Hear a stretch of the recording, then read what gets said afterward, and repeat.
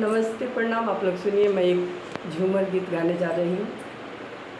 कैसा लगता है कमेंट में ज़रूर बताइएगा। आप लोग सुनिए लोग। धन्यवाद।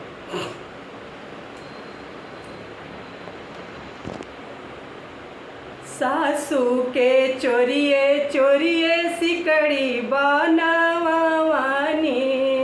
सासू जी के चोरिए चोरिए सिकड़ी बनवा से ननद छिनारो, सासू जी से झगड़ा लगवली हो ननद छिनारो, घर में झगड़ा लगवली हो ननद छिनारो, के हमके मारेला के ये गरिया आवेला, के हमके मारेला के ये गरिया, के ये कोरवा में चोरावे हो ये ना, हमके कोरवा में चोरावे हो के ये ना, सासू हमके मारे ननद गरियावे, कि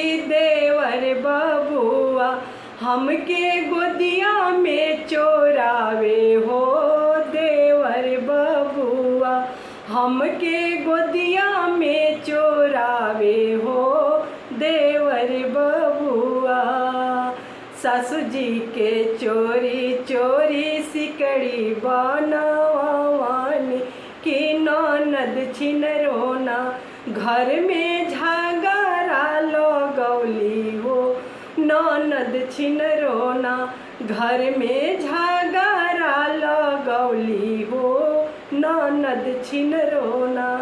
धन्यवाद दोस्तों। गाना अच्छा लगे तो लाइक शेयर सब्सक्राइब जरूर करिएगा आप लोग।